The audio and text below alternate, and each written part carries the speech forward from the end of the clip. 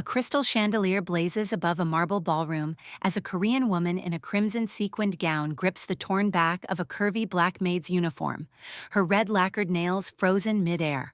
The maid's face is turned in silent anguish, tears carving down her cheek, while a raven-haired young man in a black suit, a delicate script tattoo climbing his throat, lunges between them, one hand thrown out in command.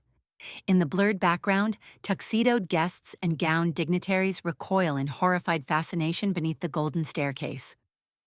The scar the chandeliers remembered the bracelet had never been stolen. That was the first lie of the evening, and it was Seo-yeon Kang who told it. Loudly, elegantly, and with the sort of practiced tremble in her voice that made 300 guests turn toward the center of the Choi ballroom as if a curtain had risen. "She has it on her," Seo-yeon said, and her red lacquered fingernail pointed, and the maid at the end of that finger did not move. Amara Johnson stood very still beneath the chandelier. She had learned, in 6 months of scrubbing marble under this same ceiling, that stillness was a language the wealthy respected the way soldiers respected a salute. Her tray of empty champagne flutes trembled in her hands. Her curls, pinned up beneath the white lace of her cap, felt suddenly heavy. Around her, the orchestra faltered mid-waltz, a single violin holding a note too long, then dying, and the murmuring of underworld dignitaries fell away into a hush so complete she could hear the ice shifting in a bucket across the room. "I didn't take anything," Amara said. Her voice was low, controlled, the voice of a woman who had spent 3 years teaching her tongue not to shake. Seo-yeon smiled. It was a beautiful smile. It was also the smile a cat wears when it has already decided the mouse is dead. "Then you won't mind if we check." She moved before anyone could stop her, her hand glittering with the very bracelet she had accused Amara of taking, though no one in the room would remember that detail until much later, closed around the seam at the back of the maid's uniform and yanked. The fabric split with a sound like a small, angry breath. For half a second, the ballroom was still a ballroom. Chandeliers, champagne, a bride-to-be and a maid. Then the black cloth peeled away, and what stood exposed beneath was not skin, not simply skin, but a language. A jagged, deliberate diagonal carved from the top of Amara's left shoulder blade to the base of her right ribs, raised and pale against the deep umber of her back. It was not a wound. It was a signature. Every crime boss in that ballroom knew it on sight. Seo-yeon's smile died where it stood. Her fingers stayed knotted in the torn fabric because they had forgotten how to open. Somewhere at the edge of the room, a champagne flute slipped from a gloved hand and shattered against the marble, and no one turned to see who had dropped it. Ji-ho Choi, standing on the third step of the grand staircase in the black suit he had not wanted to wear, went the color of old paper. His hand rose, not toward his fiancée, not toward the guests, but toward the girl, palm outward, the way a man might reach toward a ghost he had once been ordered to forget. And beneath the chandelier, Amara Adeyemi finally lifted her chin. But what unfolded in the next 90 seconds would set fire to 20 years of manufactured war, and by the end of the night, everyone in that ballroom would learn that the smallest woman in the room had been the most dangerous one all along. She did not run. That was the thing Ji-ho would remember later, not the scar itself, not Seo-yeon's frozen hand, not even the pale, wounded roar building in his own chest. He would remember that Amara Johnson, cornered in a room full of men who trafficked in disappearances, did not run. She turned, slowly, deliberately, letting them see. The scar caught the chandelier light and glowed dull silver, and the men at the perimeter of the ballroom, the ones with tattoos beneath their cuffs and blood on ledgers no accountant would ever audit, took an involuntary half-step back as if she had drawn a weapon. Old Man Beck, who had commanded the northern ports for 30 years, made a sound in his throat that was not quite a word. Someone whispered a name in Korean and someone else whispered it back in disbelief. Adeyemi. The name moved through the crowd like smoke under a door. Ji-ho descended the last 3 steps without feeling them. His hand closed around Seo-yeon's wrist and lifted her fingers, one by one, out of the torn fabric of the maid's uniform. Seo-yeon did not resist. She was staring at the scar as though it might rearrange itself, might resolve into something less catastrophic if she only kept looking. "Cover her," Ji-ho said. His voice was quiet. It carried anyway. A waiter, a boy of maybe 19 who had been pouring soju for a table of Busan lieutenants and had not yet learned that in this house one did not move without permission, stripped off his white service jacket and stepped forward. He draped it over Amara's shoulders with the tenderness of someone covering a body. Amara did not thank him. She was watching Ji-ho. Ji-ho was watching her back, and something in his face was breaking in slow motion. "Everyone out," he said. No one moved. "Out," he said again, and this time the word had teeth in it, and the guests began, with the reluctant elegance of a receding tide, to withdraw toward the double doors. Seo-yeon's father, a thin, iron-jawed man named Kang Do-jin, who had built a fortune on shipping containers that did not always contain what their manifests claimed, did not move. Neither did Seo-yeon. Neither did Ji-ho's own father, seated in a wingback chair beside the fireplace, whose knuckles were now white on the head of his cane. The room emptied of everyone who did not matter. What remained was a family, an alliance, and a ghost. Ji-ho turned to the ghost. "What's your name?" he said. It was not a question. It was a plea. Amara pulled the service jacket tighter around her shoulders. Her back was straight, her eyes were dry. When she spoke, her voice did not tremble at all. "You already know my name," she said. "You just haven't said it out loud in 3 years. Rewind, then. 3 years and a little more." Amara Adeyemi had grown up between two kitchens. The first was her mother's, a small, warm room in a Lagos apartment where jollof rice steamed in an iron pot, and her mother sang softly in Yoruba while she stirred. The second was her father's, a stainless steel commercial kitchen in the back of a Busan seafood restaurant that laundered nothing more sinister than tax obligations, and which her father, Adebayo Adeyemi, had bought as a legitimate face for a considerably less legitimate empire. She had learned to cook in both. She had learned to fold dumplings from her father's Korean sous chef and to grind pepper for suya from a cousin who flew in from Ibadan twice a year. She had learned by 11 that her father was a man other men were afraid of. She had learned by 14 that the fear was not baseless. She had learned by 17 to stop asking questions about the men who came to the back door of the restaurant after closing, but her father had never let the business touch her. "You cook," he had told her, standing in the doorway of her tiny apartment in Seoul the week she started culinary school. "You feed people. That is the only power that never rots." He had pressed a leather-bound recipe book into her hands, his own mother's, he said, with additions in his careful handwriting. "Read this when you miss me." She had missed him for 3 years. The massacre in the Busan warehouse had been reported in the papers as a gas explosion. Amara knew better because she had been there. She had gone to bring her father dinner, jollof, still warm in a lacquered box, and had walked in on the last 30 seconds of his life. Men in balaclavas, muzzle flashes turning the concrete walls white. Her father shoving her behind a stack of crates and telling her, in a voice she had never heard him use before, to run. She had not run fast enough. A man had caught her at the loading bay. He had not killed her. He had done something worse. He had held her face against the cold concrete and dragged a heated blade across her back in a shape she would only later learn was the Adeyemi crest, her own family's mark, turned into a warning. "Tell whoever finds you," he had whispered into her ear in accented Korean, "that this is what happens to people who help the wrong family." Then he had walked away, and she had crawled out of the warehouse alone, and the papers the next morning had said 14 bodies and no survivors. She had survived by disappearing. New name, new passport, new life scrubbed of every trace of the girl who had once been photographed at charity galas beside her father. She had taken jobs, housekeeping, kitchen prep. Every job in a house connected, however faintly, to the men who ran Busan's ports. She was looking for one thing: her father's ledgers. He had told her once, casually, over a pot of stew, "Everything a man does eventually gets written down somewhere, Amara. The trick is finding the somewhere before someone else does." She had believed him. She had spent 3 years believing him. She had not known, when the placement agency sent her to the Choi mansion, that she had reached the somewhere. She had not known either about the boy on the staircase. 3 years ago, in the Busan warehouse, 20-year-old Ji-ho Choi had been ordered by his father to secure the site after the massacre.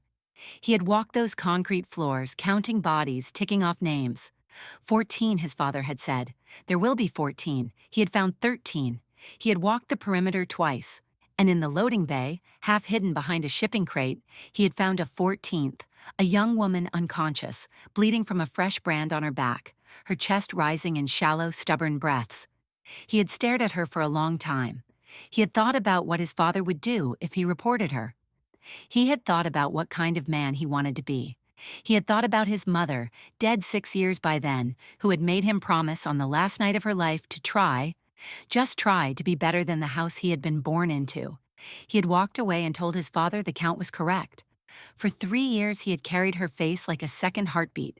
He had assumed she died in the alley she had crawled into. He had assumed his silence had at least given her the mercy of dying free. He had never, in 3 years, allowed himself to hope she had lived. Until tonight, when a maid he had noticed too often, a maid whose stillness reminded him of something he could not name, had turned her back to a ballroom of murderers and shown him the wound he had chosen, once, not to see. The month before the engagement gala had been the worst of Seo Kang's life. She would not have admitted this to anyone. She had trained since girlhood in the art of appearing unbothered, an art her mother had taught her the way other mothers taught piano. Chin up, shoulders back, smile like the whole world is watching, because in our family, my darling, the whole world is always watching. But Seo Yan had begun in the weeks leading up to her engagement to catch her fiancé watching the wrong woman. It had started small, Ji-ho pausing in a doorway. Ji-ho's eyes tracking for a half-second longer than politeness required, the movement of a maid across the far end of a hallway. Ji-ho asking the housekeeper, in a voice Seo Yan had not been meant to overhear, whether the new girl was being treated well. The new girl. That was how the household spoke of Amara, as if she were a piece of furniture whose arrival had upset the room's arrangement. Seo Yan had studied Amara the way a general studies a hill she means to take. The maid was quiet, efficient, polite in a way that did not quite bend into deference. There was, always, some vertebrae in her spine that refused to soften. She moved through the Choi mansion as if she owned the floor she was scrubbing, and Seo Yan, who had spent 3 months moving through those same floors as if she were a guest who might be asked to leave, found the injustice unbearable. So she had begun, in small ways, to make Amara's life difficult. She had spilled a glass of red wine on a freshly polished floor, and meeting the maid's eye, said sweetly, "Would you?" She had accused Amara of using the wrong polish on a piece of jade that had, in fact, been polished exactly as instructed. She had left a bath drawn and abandoned, the water gone cold and gray, and summoned Amara to drain it, knowing full well the water heater would need an hour to recover before the next bath she demanded. Amara had done all of it without complaint. That was the part Seo Yan could not forgive. The night before the gala, Seo Yan had stood in her dressing room and stared at herself in the mirror for a long time. A beautiful woman, a politically valuable woman, a woman whose fiancé had that afternoon kissed her on the forehead with the affection one gives a cousin. She had thought, I will make her look small tomorrow, just once, just to remember what it feels like when the room is looking at me instead of past me. She had planned the bracelet. She had not planned the scar. Now she stood in the emptied ballroom, her fingers still curled around fabric that was no longer there, and she felt her father's hand close on her shoulder from behind. Kang Do-jin's grip was gentle. His voice when he leaned down to her ear was not. "You stupid girl," he whispered. "You have just introduced a corpse into my house." Seo Yan did not turn to look at him. She was watching Amara. She was watching Amara watch Ji-ho, and she was beginning, in the slow, terrible way one becomes aware of a fire in a distant room, to understand that the maid's stillness had never been the stillness of a servant. It had been the stillness of a hunter, 3 years into a wait. Ji-ho hid her in his own wing that night. Not in a guest room, not in the staff quarters where any of a dozen loyalists to his father could have paid a midnight visit with a pillow. He walked her through a door that only he and his mother had ever used, up a private staircase, into a study whose windows overlooked a small walled garden and whose lock he had installed himself when he was 19. He shut the door. He turned. He looked at her. Amara had let the borrowed jacket fall to a chair. She stood in the torn uniform with her arms crossed over her ribs, and she looked for the first time all evening tired. "Say it," Ji-ho said. "Please." "Adeyemi," she said. My name is Amara Adeyemi. My father was Adebayo. You knew him. Your father killed him. He did not deny it. He did not argue. He walked to a sideboard, poured 2 glasses of water, not liquor, water, and set one within her reach. He sat down in a leather chair across from her, and after a long moment he said, I found you. She looked at him. In the warehouse, he said. 3 years ago, I found you behind a crate. You were breathing. I counted 13 bodies and told my father the count was 14. I have thought about you every day since. I assumed you died in an alley. I have. His voice broke and he cleared his throat, and the sound was not the sound of a Mafia heir. It was the sound of a young man who had carried a stone in his chest for 3 years. I have hated myself, every day since, for not doing more. Amara was quiet for a long time. Then she said, You didn't do enough, but you did something. I want to do more now. You don't know what I want yet. Then tell me. So she told him. She told him about the ledgers. She told him about her father's recipe book, still in the safe deposit box of a Seoul bank whose key she had sewn into the lining of her coat. She told him she had come into his house to find proof that his family had murdered hers, and that she had planned, once she had it, to walk into a police precinct with a lawyer and burn the Choi organization to the ground from the outside. She did not tell him that in 6 months of watching him, watching the way he broke up a fight between 2 guards without raising his voice, watching him press a folded bill into an old woman's palm at the front gate, watching him stand at his mother's grave for an hour every Sunday morning, she had begun to feel something that had frightened her badly, something she had not made room for in any of her plans. Jiho listened. When she was finished, he said, Get the ledger, I'll help you burn whatever needs burning, including my own name if it comes to that. It will come to that. Then let it. She studied him for a long moment. Then she said, quietly, Your fiancé is going to try to have me killed before morning. I know, he said. That's why we're going to move first. They moved first. The next 3 weeks were a slow, coiled thing. Jiho played the dutiful heir in every room where his father or Kang Do-jin could see him. He attended meetings. He approved shipments. He sat through a wedding rehearsal in a suit that suddenly fit him worse than it had a month before. Amara vanished from the Choi household roster. On paper, the maid Amara Johnson had been dismissed for theft. Her placement agency had been paid handsomely to lose her file. In practice, she lived in Jiho's private wing behind a locked door and a rotating watch of the 2 guards Jiho trusted most in the world. 2 men who had served his mother before they had served him, and whose loyalty was not for sale at any price his father could name. Seo-yeon tried twice to send someone up those stairs. Both times the men she sent came back with polite refusals, and the second time, a broken finger apiece. The message was received, but Seo-yeon was not, it turned out, working alone. Amara retrieved her father's recipe book from the safe deposit box on a rainy Tuesday, hidden inside a delivery of laundry that came into the mansion through a side entrance the housekeeping staff used. That night, in Jiho's study, she opened the book, her mother's handwriting on the first page, her father's on the last, and traced her finger down the recipe for a goosey soup.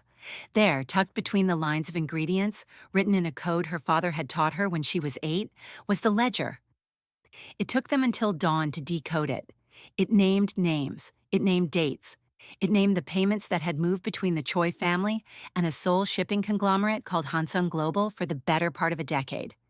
It named, too, the payments that had moved from Hansung to a man called Director Han, a man Jiho knew by reputation as a fixer, a smoother of difficulties, a lubricant in the machinery of legitimate business. And it named the meeting that had never happened. 2 weeks before the Busan massacre, Amara's father had sat down with Jiho's father in a private room at a Jeju hotel. They had drunk tea. They had, according to the notation in Adebayo Adeyemi's own hand, agreed the terms of a peace. The Adeyemi organization would surrender its western shipping lanes. The Choi organization would guarantee safe passage for the Adeyemi family's legitimate businesses. Both families would, within 5 years, transition out of the underworld entirely. Adebayo into restaurants, Choi Sr. into construction. A photograph had been taken. Hands had been shaken. 2 weeks later, Adebayo Adeyemi was dead, and Choi Sr. had been told, by a director Han who had been present at neither the meeting nor the massacre, that the Adeyemis had staged a betrayal at the Busan warehouse. 14 Choi soldiers dead, retaliation required. There had been no betrayal. There had been no 14 Choi soldiers. There had only ever been Adeyemi men in that warehouse, waiting for a shipment that Han had arranged and Han had ambushed. Both families had been played. Both patriarchs had spent 3 years believing lies about each other that Director Han had spent decades cultivating. Amara sat back from the ledger. Her hands were shaking. "My father wasn't killed by yours," she said. "He was killed by mine," Jiho said, "on orders from a man who lied to mine." They looked at each other for a long time across the ledger. "That doesn't make your father innocent," Amara said finally. "No," said Jiho, "it doesn't." The wedding was called for a Saturday. The two families' alliance was to be publicly cemented in the same ballroom where 3 weeks earlier the maid's uniform had torn open. The chandelier had been dressed with fresh crystal. The orchestra had been rehearsed to a knife's edge. Seo Yeon had chosen a gown the color of pale champagne. Director Han sat in the front row on the groom's side in a charcoal suit and a small, patient smile. Han had been the guest of honor at 4 Choi weddings, 3 Kang funerals, and every private negotiation of significance in the Korean shipping world for 18 years. He was, in the words of Jiho's father, the only man in Seoul who has never once cost me money. He was also, in the words of the ledger folded 3 times into the inside pocket of Jiho's tuxedo, the man who had arranged the murder of Adebayo Adeyemi and 13 of his men. The music began. The doors opened. Amara Adeyemi walked in. She did not walk in as a bride. She did not walk in as a maid. She walked in a black column dress that left her back bare from nape to waist, and the scar on her back caught the chandelier light exactly as it had 3 weeks before, and the ballroom stopped breathing. Behind her, Jiho followed. In his hand was the ledger. Seo Yeon, halfway down the aisle in her champagne gown, went very white and very still. Her father's hand tightened on her arm. Her father's eyes moved, for a fraction of a second, to the front row, to Director Han, and Han's small, patient smile did not move at all, but something behind his eyes did. Jiho climbed the steps to the altar. He did not stop when the officiant reached for his sleeve. He turned to face the room. "There will not be a wedding today," he said. The words carried. There was no orchestra to muffle them. 3 years ago, he said, in a warehouse in Busan, my father was told a lie. The lie was that Adebayo Adeyemi had murdered 14 of our men. My father acted on that lie. 14 Adeyemi soldiers died. 1 survivor was marked and left as a warning. His eyes did not go to Amara. They went to the front row. That lie was told by a man in this room. That lie has cost the lives of, by my count, 47 people in the last decade. Choi, Adeyemi, and others whose names we do not know yet, because they were dressed up as unrelated tragedies. I have a ledger. It names him. He held the ledger up. Director Han's smile finally moved. It became, very briefly, the smile of a man who is calculating exits. "Director Han," Jiho said, "would you like to explain to this room what your relationship with Hansung Global has been since 2011? Han stood up. He did not run. Men like Han did not run. He simply began to walk calmly toward the aisle, as if the entire ceremony had merely been called on account of rain. He was 3 steps from the aisle when Seoyeon Kang moved. She had not, in 26 years of life, ever done anything unplanned. She had not chosen her gown, her fiancé, her friends, or her enemies. She had discovered, in the 3 weeks since the torn uniform, exactly how deep her own father's involvement in the Busan massacre had gone. Kang Do-jin had ordered the hit alongside Choi Sr., believing the same lie, and she had discovered, too, that the man who had used her jealousy as a weapon against Amara was the same man who had used her father as a puppet for 18 years. She had discovered, in short, that she had never once in her life been the person doing the choosing. She moved now. She stepped into Director Han's path in the aisle and she said, in a voice that was not loud but was very clear, "Sit down." Han did not sit down. Han reached inside his jacket. The gun came out fast. It was pointed, not at Jiho, not at the ledger, but at Amara, because Han was a man who understood, above all else, what a symbol was, and what killing a symbol in front of a room like this one would accomplish. Seoyeon Kang stepped in front of Amara Adeyemi. She did not say anything. There was no time. The gun cracked twice and Seoyeon staggered back into Amara's arms, and Jiho's two guards, the ones who had served his mother, were on Han before he could fire a third time. He hit the marble floor face first. The gun spun away across the polished stone. Somewhere in the room, a woman screamed. Somewhere else, a very old crime boss, Old Man Baek, began slowly and deliberately to applaud. Amara went down to her knees with Seoyeon in her arms. Seoyeon was looking up at her. There was blood at the corner of her mouth.